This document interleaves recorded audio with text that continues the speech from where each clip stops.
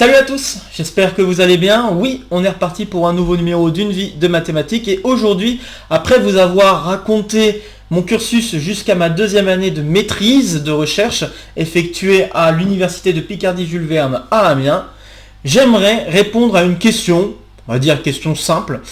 Pourquoi Montréal? Question simple mais réponse assez compliquée et assez longue à donner et donc c'est pour ça qu'il y a cette vidéo. Vous êtes prêts? Alors c'est parti.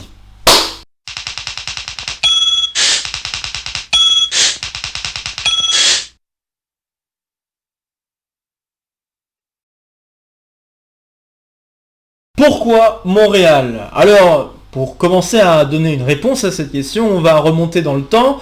Niveau maîtrise deuxième année, je l'ai terminé en mai-juin 2019, mais il va falloir remonter encore un tout petit peu en mars 2019, au moment où j'apprends les résultats concernant les dossiers de demande de bourse CDSN, contrat doctoral spécial normalien, auquel j'avais le droit de candidater étant donné que j'étais normalien, élève au sein de l'école normale supérieure de Paris-Saclay, et j'apprenais que mon dossier était classé C.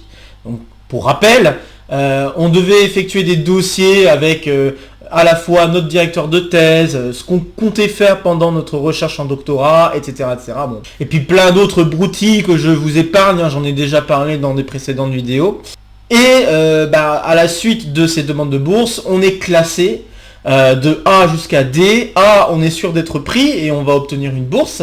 B, il faut remanier son dossier mais on a beaucoup de chances d'être pris. C, il faut remanier son dossier mais on a très peu de chances d'être pris. Et D, on n'est pas pris. Et donc moi je me retrouvais dans l'entre-deux, mais entre-deux plutôt négatif. Et ça sentait pas bon pour pouvoir effectuer son doctorat à l'UPJV. Donc il a fallu commencer à regarder d'autres options. Alors pourquoi il a fallu regarder d'autres options? Ça c'est vrai que j'en ai pas parlé davantage avant, je vais en parler maintenant. C'est en fait parce que il n'était pas prévu que j'obtienne une bourse, même une bourse de département ou une bourse européenne. En tout cas il n'était pas prévu que j'obtienne une bourse en lien avec l'UPJV pour effectuer mon doctorat à l'UPJV. Étant donné que en fait j'étais à un moment où il y a eu déjà beaucoup d'élèves qui venaient d'algèbre et qui avaient obtenu la bourse pour effectuer un doctorat, même l'année dernière il y en avait, et là on se retrouvait dans une situation où j'étais pour ainsi dire le seul, c'est même pas faux hein, d'ailleurs, j'étais le seul, la seule personne qui voulait faire un doctorat en algèbre, et de l'autre côté, côté analyse ou maths appliquées, eh bien là, on en avait un bon nombre. On en avait 7, je crois, il y avait 7 élèves qui voulaient faire son doctorat à l'UPJV. Et du coup, ces 7 élèves, ils allaient obtenir des bourses. Eux, ils allaient obtenir, réparties d'une certaine manière, des bourses venant de l'UPJV, des bourses venant peut-être d'industries avec lesquelles le doctorat allait se faire. Mais voilà, donc en fait, chacun allait obtenir des bourses en lien avec l'UPJV, et en fait ce qui était plus ou moins un commun accord avec la partie algèbre et la partie analyse au sein du laboratoire, c'est que comme la partie algèbre avait reçu beaucoup de bourses les années précédentes, cette année c'était pour la partie analyse, pour la partie maths appliquées. Et donc malheureusement ça délaisse du coup moi qui suis en maths fondamentale, et je me retrouve dans une situation où je n'allais pas obtenir de bourse au sein de l'UPJV. Donc je comptais grandement à obtenir cette bourse de CDSN pour pouvoir continuer mon doctorat avec Yann Palus à Amiens. Malheureusement, j'ai été mis donc en attente, et en attente plutôt négative, donc ça sentait vraiment pas bon le fait d'avoir une bourse, et donc il a fallu commencer à regarder d'autres choses, et quand je dis regarder d'autres choses, c'est même pas en France. Alors je rappelle pourquoi, c'est parce que en France, pour effectuer un doctorat de mathématiques, et je pense de manière un peu plus large un doctorat en sciences, il faut impérativement avoir une bourse de recherche. Et je dis vraiment impérativement. On peut avoir quelques exceptions, mais ces exceptions ce sont souvent des personnes qui acceptent de faire de l'enseignement et qui vont effectuer un doctorat en parallèle de leur enseignement. Et dans ce cas-là, le doctorat va durer 6 ans au lieu de 3. 6 ans parce que il faut le temps de mettre en place le doctorat, le temps que la personne fasse également ses devoirs d'enseignement. Donc évidemment il y a beaucoup plus d'heures en enseignement qu'en recherche, et donc pour contrebalancer ça, il faut passer plus de temps pour effectuer ce doctorat. Donc c'est pour ça, il y en a qui l'ont fait, hein, qui font l'enseignement en même temps que le doctorat. Je sais que c'est une option possible par rapport à la bourse, mais c'était pas une option que j'envisageais parce que je voulais vraiment vivre la situation de doctorat entièrement et pas être embêté par des heures d'enseignement à faire à un endroit particulier. Voilà, je voulais vraiment vivre la partie recherche à fond. Donc c'était pas une option que j'envisageais vraiment. Moi, ce que j'envisageais, c'est vraiment faire un doctorat, un vrai doctorat, quoi. Donc un doctorat sans contrainte et vraiment posé sur la recherche, quoi, essentiellement. Et donc pour pouvoir faire ça, il fallait impérativement avoir une bourse de recherche. Et donc, chercher un doctorat en France, ça signifie à la fois chercher un sujet qui colle avec ce que je faisais avec Yann, ou en tout cas le genre de choses que je voulais faire, et trouver quelqu'un en même temps qui puisse donner un financement, qui ont une bourse en trop, en tout cas une université qui ont une bourse en trop, ou des choses comme ça. Et en France, c'était compliqué de trouver ce genre de choses. Trop compliqué, j'avais commencé à regarder quand même, il y avait des sujets qui m'intéressaient, mais à chaque fois, je me retrouvais contré par le fait qu'il n'y avait pas de bourse qui était proposée. Et donc, il aurait fallu peut-être le faire en même temps que de l'enseignement, hein, faire ce doctorat, mais c'était pas une option que j'envisageais. Moi, je voulais vraiment faire ce doctorat à fond. Donc, il a fallu commencer à regarder ce qui se passait à l'étranger. À l'étranger, j'ai eu des premiers mails que Yann a eu la gentillesse de me transférer. Concernant la Belgique, par exemple, il y avait une proposition autour de la topologie algébrique, des choses qui m'intéressaient. Bon, pas forcément très très proche de ce que je faisais, mais quelque chose qui m'intéressait quand même de faire. Et donc, j'avais candidaté pour ça. Il y avait aussi d'autres pays qui étaient proposés, je ne me rappelle plus exactement de tout ce qui était proposé. Et puis, en avril 2019, un mail de mon encadrant de doctorat, Hugh Thomas, c'était pas encore mon encadrant de doctorat, mais voilà, c'est le premier contact, on va dire, que j'ai pu avoir avec mon encadrant. Donc Hugh Thomas, qui a envoyé un mail à tous ses copains, on va dire, hein, donc tous les collaborateurs mathématiques et tout ça, pour dire qu'il avait de la place pour prendre un élève en doctorat, même plus qu'un élève. Mais ce qui signifiait aussi qu'il avait une bourse, hein, en fait il avait une bourse de chaire. C'est quoi une bourse de chaire de recherche? C'est une bourse en fait qui est automatiquement attribuée au professeur pour financer à la fois ses recherches mais aussi tout ce qui va autour de ses recherches, et donc notamment ses doctorants et d'autres trucs, bien sûr, à côté. Donc c'est ça une question de bourse de chaire, donc automatiquement il y avait un financement et il n'y avait pas de problème de ce côté-là. En plus, Hugh Thomas, c'est pas n'importe quel nom, en tout cas dans le domaine de mathématiques dans lequel je me trouve, hein, les mathématiques fondamentales, c'est pas n'importe quel nom parce que c'est quelqu'un qui a beaucoup écrit, hein, donc qui a fait beaucoup d'articles, qui est vraiment très actif dans la recherche, même encore aujourd'hui, et qui touche à beaucoup de domaines. Donc c'est quelqu'un vraiment avec qui... si on travaille avec lui, en fait, en général, c'est très très bien vu, parce que c'est quelqu'un avec qui vraiment il a une vision d'ensemble assez intrigante et assez intéressante, et vraiment juste pour dire quelques mots là-dessus, c'est vraiment c'est un grand nom, hein, connu par un très grand nombre de mathématiciens, et voilà, donc j'avais vu cette option Montréal se profiler en avril 2019. Mais il me restait vraiment... Alors, il y a plusieurs choses. Hein. D'une, partir à Montréal, c'est pas une décision facile à prendre, parce que c'est loin, hein, vous vous doutez bien, c'est de l'autre côté de l'Atlantique. Alors même si on pourrait me rétorquer, oui, c'est 7 heures de vol, etc., à partir de Paris, ça reste quand même une distance non négligeable, avec en plus un décalage horaire... Enfin bref, voilà, c'est pas facile par rapport à une vie qu'on aurait déjà commencé à établir en France. Donc c'est justement ce qui se passait avec ma moitié, Margot, à Amiens. Donc il y a ça qui rentrait en ligne de compte. Et puis il y a aussi un autre problème plus administratif, c'était l'agrégation. Parce que l'agrégation, j'aurais voulu la valider en même temps que j'effectuais mon doctorat. Sauf que si je partais à Montréal, ça semblait compliqué et voire même compromis. Pourquoi ? Parce que quand on a l'agrégation, généralement, faire un doctorat à l'étranger, c'est impossible. Alors, dans ce cas-là, faire un doctorat à l'étranger, ça veut dire que l'agrégation, on le laisse tomber. C'est ça que ça signifiait. Il a fallu regarder attentivement ce que disait le texte lié à l'agrégation, et donc notamment le fait de faire des reports de stage, le fait de faire des stages ou des choses comme ça. Donc initialement j'avais prévu de le faire en ATER à l'UPJV, hein. J'avais mis d'ailleurs ce vœu-là sur Cial arrivé en juin 2019, donc au moment où il faut renouveler les vœux. J'avais fait donc un premier vœu en 2018 pour dire report de stage pour la M2 de recherche. Et puis là il fallait que je demande soit être affecté en ATER à l'UPJV si j'avais de la chance que mon dossier soit gardé, ou alors il fallait que je fasse un report de stage et espérer que ce report de stage soit accepté, parce que là ce report de stage il se serait fait à l'étranger. Et généralement les reports de stage il vaut mieux les faire quand on est dans un établissement français. Donc un établissement de recherche français. Et c'est là où il a fallu commencer à jouer avec le texte, les règles, hein, on va dire, établies par rapport à l'agrégation. Et donc quand on regarde un peu plus attentivement ce que dit le texte, il est dit que la personne qui veut demander des reports de stage, elle doit les demander en étant en doctorat, généralement c'est plutôt des demandes faites pour le doctorat, en étant en doctorat au sein soit d'un établissement de recherche, soit d'un organisme de recherche français. Et c'est là où je vais jouer avec la nuance, et beaucoup de choses il y a beaucoup de questions qui vont se poser, mais pour lesquelles il va y avoir quelques réponses déjà données.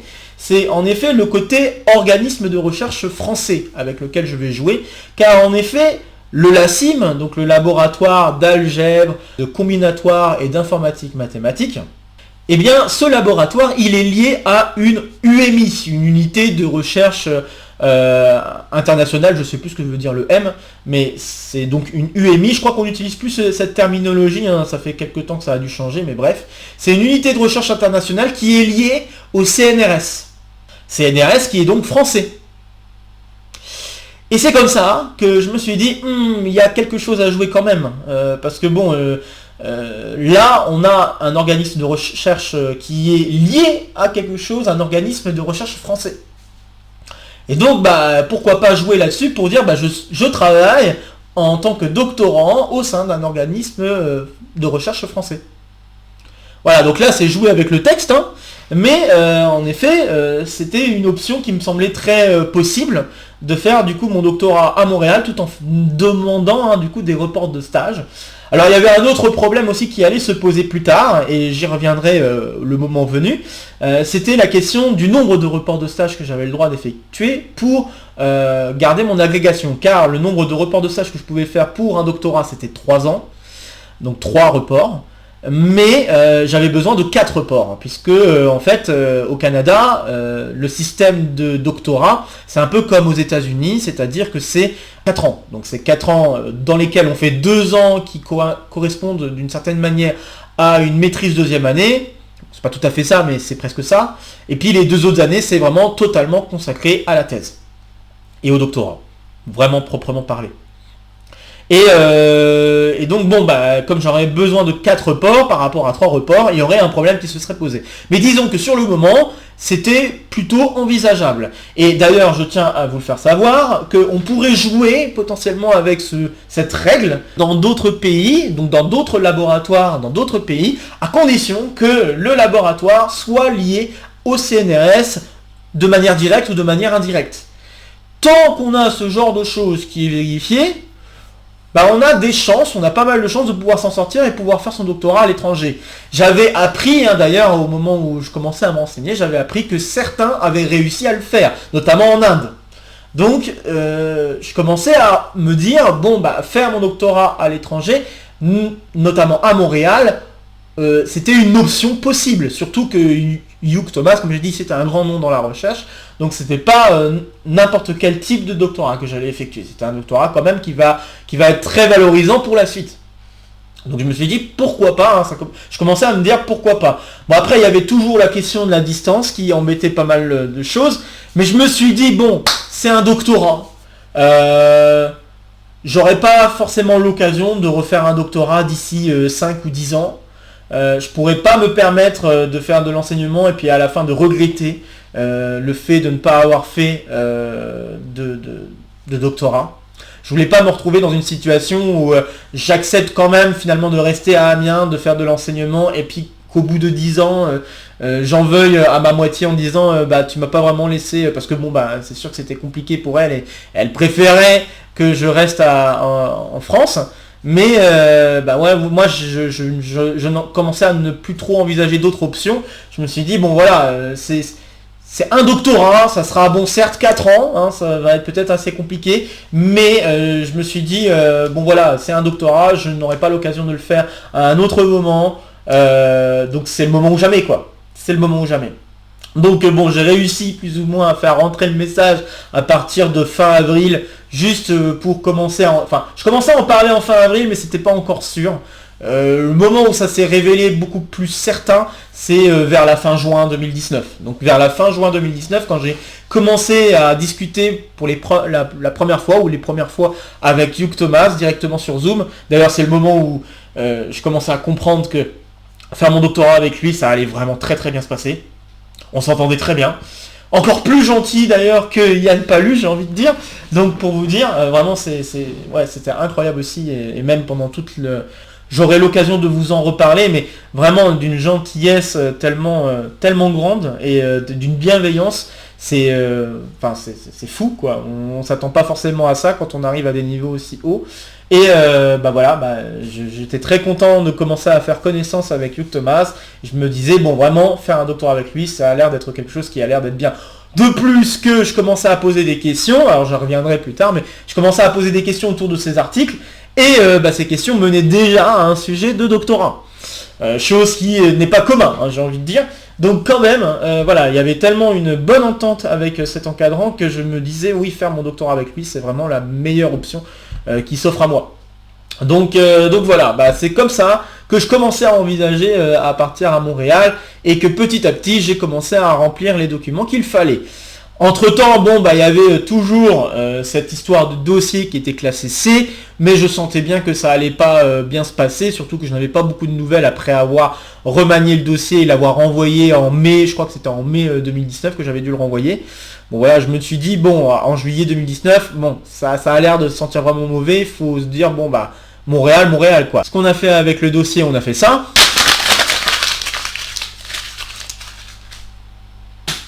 Et puis on s'est concentré à remplir ce qu'il fallait pour s'inscrire au sein de l'UQAM. Alors ça va me permettre de faire une petite parenthèse qui pourrait être intéressante pour n'importe qui voudrait aller peut-être à l'étranger, et donc là plus particulièrement au Québec. Comment ça se passe la mise en place du visa, hein, donc là notamment pour un permis d'études. Comment ça va marcher? Alors la première étape, c'est de s'inscrire dans une université au Québec ou au Canada, même de manière un peu plus large. Donc on commence par faire ça prend un certain temps, hein, donc de remplir tout ce qu'il faut.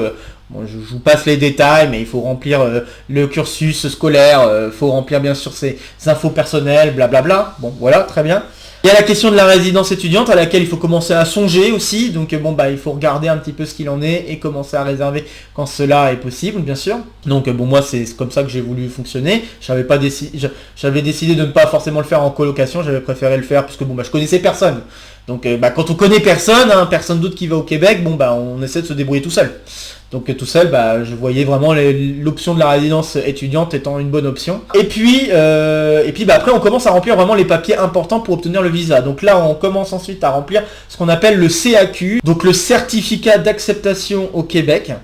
C'est un document que l'on obtient à la suite d'un petit processus en allant carrément sur un site dédié au service donc, du CAQ. L'interface du site est assez vieux et ça n'a pas été vraiment mis à jour depuis un certain temps, je pense. Mais bref, dans ce site, il faut commencer à remplir ce qui est demandé, donc dans quelle université on a été affecté, envoyer le document disant qu'on a été accepté à telle ou telle université, bien sûr envoyer les premiers documents importants, notamment en lien avec par exemple son assurance maladie, parce que il faut aussi transférer les droits d'assurance maladie, donc ça aussi c'est important, donc les droits de carte vitale, il va falloir les transférer pour obtenir l'assurance maladie là-bas, la RAMQ, ça s'appelle comme ça, Régime d'assurance maladie du Québec. Il faut faire l'équivalent.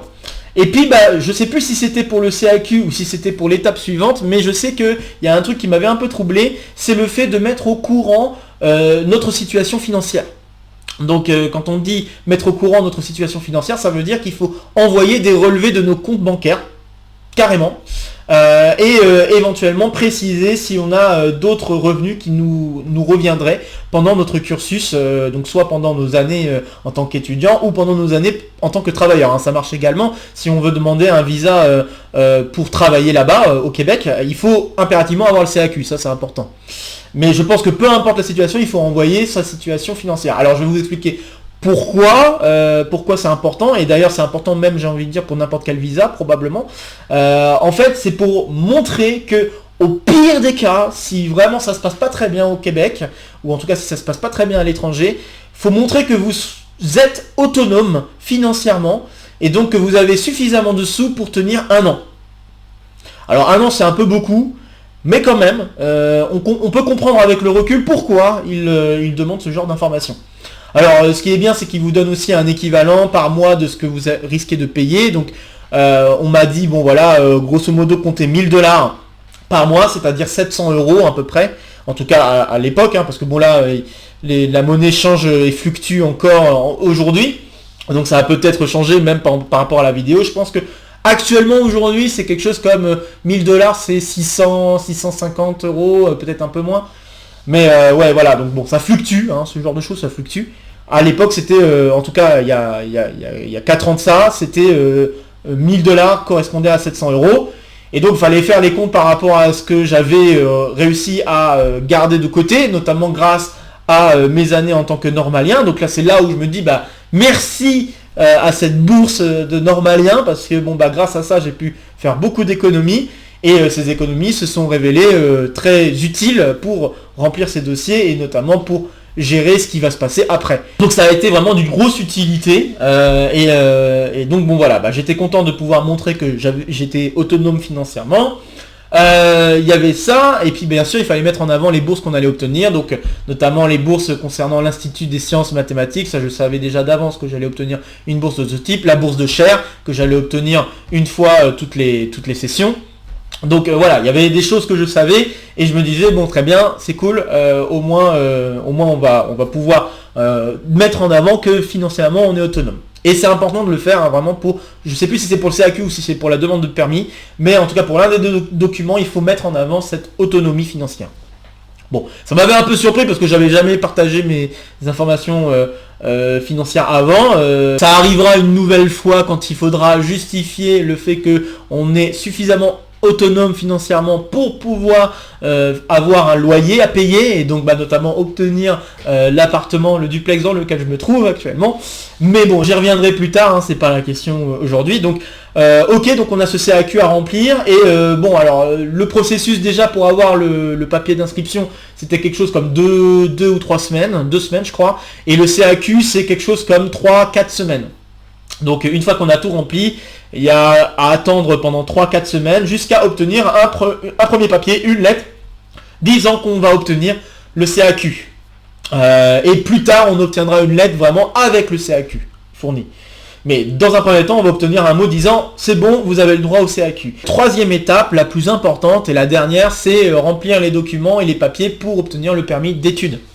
Donc, pour obtenir le permis d'études, il a fallu faire le même genre de paperasse que pour le CAQ, je sais plus, je crois qu'il y avait un truc en plus, il y a au moins un truc en plus, j'en suis sûr, et je vais vous en parler après, mais par rapport au remplissage, il y a peut-être 2-3 trucs en plus, et j'hésite encore, mais je crois que c'est à ce moment-là que j'ai dû mettre les informations financières, à mon avis, parce que je crois que pour le CAQ, pas forcément, mais pour le permis d'études, oui, il fallait vraiment mettre en avant cette autonomie financière.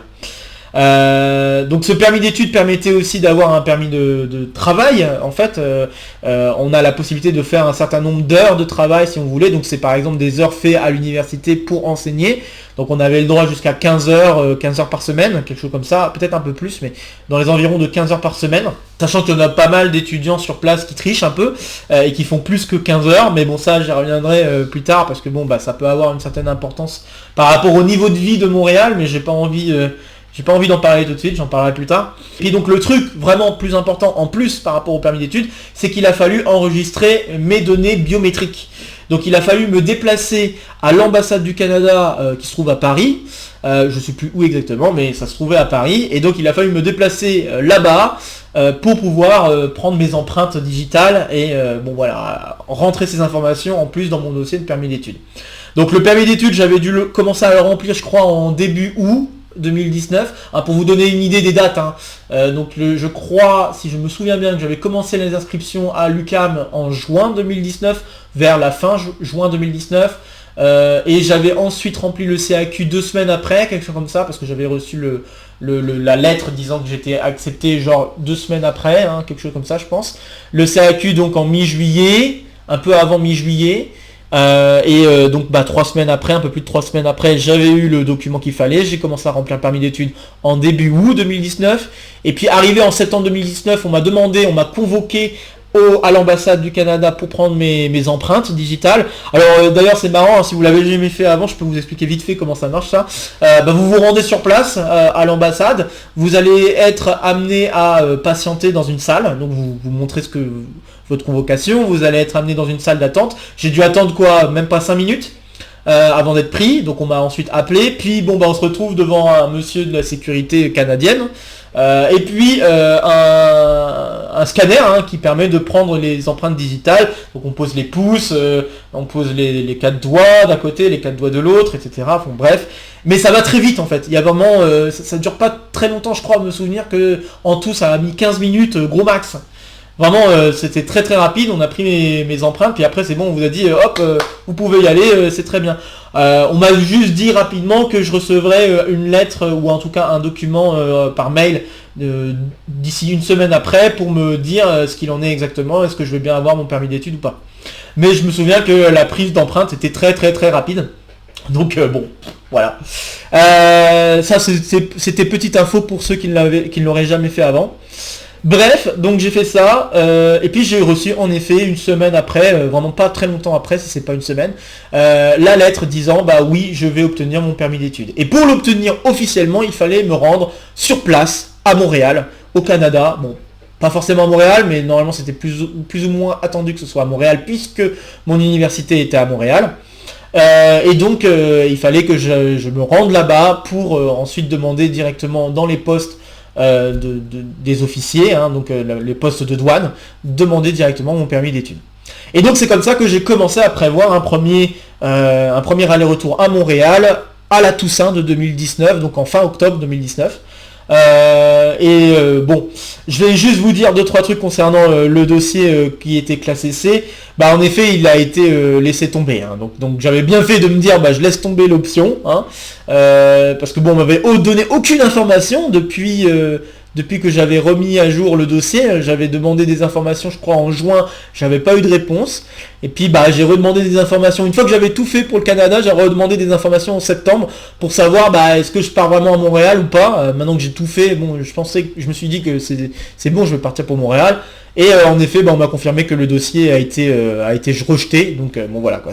C'est pas. En effet, j'avais bien fait de me dire que c'était pas la peine d'aller plus loin. Je me permets de dire aussi un truc par rapport à Hugh Thomas, chose que j'aurais peut-être dû dire avant, mais c'est pas grave. Yann a eu la gentillesse de discuter avec lui quand il a eu l'occasion de le rencontrer en conférence. Il avait discuté avec lui en mai 2019 pour faire savoir mon intention que je voulais aller à Montréal et donc travailler avec lui. Et donc c'est comme ça qu'on a commencé ensuite à discuter, Hugh et moi directement. C'est grâce à Yann qui a ensuite parlé un peu de ma situation et qui a fait comprendre à Hugh que j'étais intéressé pour faire un doctorat avec lui. Et l'entente était très bonne avec Hugh, comme je vous ai dit, et ça s'est confirmé quand je me suis rendu sur place en octobre 2019. Donc premier saut, d'ailleurs première fois que je prenais l'avion, au passage. Donc je sais pas si c'est une bonne idée de prendre pour la première fois l'avion, et que ce soit un vol de 7 heures l'aller, quasiment 7 heures aussi le retour, sachant que j'avais même fait une correspondance à Zurich en Suisse pour le retour. Mais enfin bref, premier aller-retour à Montréal et j'ai kiffé quoi. Pendant 10 jours, en plus j'étais arrivé à la meilleure période pour Montréal, c'était l'automne, donc c'est ce qu'on appelle la saison des couleurs là-bas. Donc en automne, les feuilles des arbres se colorie bien sûr, mais là comme il y a énormément d'arbres, il y a vraiment beaucoup de végétation, même à Montréal même, donc c'est assez fou de voir ça justement, ce mélange entre le côté grande ville comme aux États-Unis et le côté vert vers environnemental dû au fait qu'il y a beaucoup de parcs à Montréal. Et ben, j'ai adoré mon petit séjour de 10 jours à Montréal en fin octobre. J'ai pu rencontrer les gens du laboratoire de recherche du LACIM et commencer à faire connaissance notamment de François Bergeron, de Christophe Rothenauer, de quelques noms qui vont avoir une certaine importance par rapport à mon doctorat, de certains postdocs avec qui j'ai pu travailler ensuite, hein, et connaître un petit peu le groupe de travail, connaître un petit peu discuter un peu plus avec les gens, à la fois ceux qui sont en maîtrise, ceux qui sont en doctorat, des choses comme ça. Et c'était génial, quoi. Enfin, j'ai kiffé ce petit temps à Montréal et je me suis dit, là, c'est vraiment l'endroit parfait pour faire son doctorat, quoi. C'est ce moment-là où je me suis dit, oui, je suis très content d'être là. J'en ai même profité pour aller voir un match de hockey sur place, hein, et j'avais une petite pensée pour mon tonton de cœur qui était parti, donc qui est malheureusement décédé il y a quelques années de ça.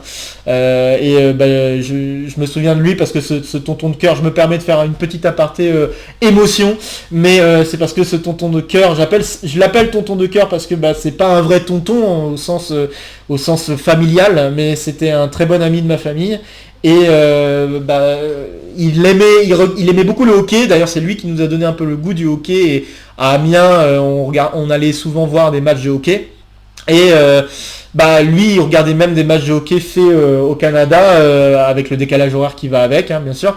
Et donc il avait jamais eu l'occasion d'aller là-bas, et du coup moi ayant eu l'occasion d'aller là-bas, j'avais pensé à lui. Je me suis dit faut que je me fasse un match de hockey sur place à Montréal. D'ailleurs c'était un match Montréal-Toronto, donc un bon match, d'ailleurs, un très bon match de hockey, super. Et franchement l'ambiance est tellement différente au hockey là-bas que le hockey d'ici en France, quoi. C'est tellement autre chose. Donc bon, bref, je vous raconterai peut-être plus de détails là-dessus, plus de détails sur la vie montréalaise ou la vie canadienne. Faudra peut-être probablement prévoir une vidéo en plus, d'ailleurs, dans les vidéos d'une vie de mathématiques, mais voilà. Donc en tout cas, ce séjour m'a confirmé la chose simple qui est que oui, je vais faire mon doctorat à Montréal. Et donc vous voyez que les péripéties n'ont pas été très simples à vivre, en tout cas en se disant ok, il faut commencer à regarder à l'étranger, faire son doctorat à l'étranger parce que il n'y a pas de bourse en France et on peut pas faire de doctorat en sciences sans bourse. Et puis en regardant option après option. Bon, il n'y en a pas eu beaucoup qui ont défilé avant que je me décide pour Montréal, mais ayant vu cette option Montréal très vite avec un encadrant assez connu et dans le domaine en tout cas, et cette opportunité qui s'offrait à moi, je me suis dit on peut pas refuser ça, quoi. Et c'est comme ça que je me suis donc retrouvé à faire mon doctorat à Montréal. Bon, c'était une longue réponse par rapport à une simple question. J'espère quand même que ça vous a plu, d'avoir enfin des réponses par rapport peut-être à cette question que vous vous posiez pour moi. Donc, le prochain numéro d'une vie de mathématiques, je pense que je vais faire une petite aparté pour vous parler un peu des séminaires et des conférences, vous parler un petit peu du fonctionnement, comment ça marche, et puis également de mon vécu autour de ça, donc mes premiers exposés en séminaire, mes exposés en conférence, mes posters, enfin bref, je pourrais vous parler un petit peu plus de ça en petit aparté avant de me lancer vraiment à vous parler du doctorat en lui-même. Donc je pense que je commencerai à parler du doctorat en janvier. Et donc la semaine prochaine, on va parler un petit peu plus donc de juste comment ça marche les séminaires de recherche, comment ça marche les conférences, etc. etc. Bon voilà, vous connaissez le planning pour les prochaines semaines. Et puis je vous ai dit tout ce que j'avais à dire pour aujourd'hui. Donc comme d'habitude, n'hésitez pas à partager la vidéo si vous connaissez des camarades qui pourraient être intéressés par le récit que je viens de donner. Notamment, je pense aussi même à des gens qui ne sont pas forcément des matheux parmi vous ou parmi vos amis et qui seraient intéressés pour aller à l'étranger ou notamment aller au Québec. J'ai donné quelques informations qui pourraient être utiles même en toute généralité. Et donc encore une fois, si ça vous intéresse d'en savoir un peu plus, vous pouvez jeter un œil en description. J'aurais mis quelques liens pour voir un petit peu comment ça marche le CAQ et comment ça marche le permis d'études. N'hésitez pas à laisser en commentaire vos questions, vos remarques, vos retours concernant cet épisode. Comme d'habitude, n'hésitez pas à vous abonner et à activer la cloche, bien sûr, pour avoir les dernières news de la chaîne. N'hésitez pas à me soutenir également sur mon compte PayPal. Et puis, vous allez avoir de nouvelles vidéos qui vont s'afficher pour continuer à faire le tour de la chaîne. Sur ce, je vous retrouve très vite pour de prochaines aventures mathématiques. Portez-vous bien, bonne fête de fin d'année et à très bientôt. Salut à tous!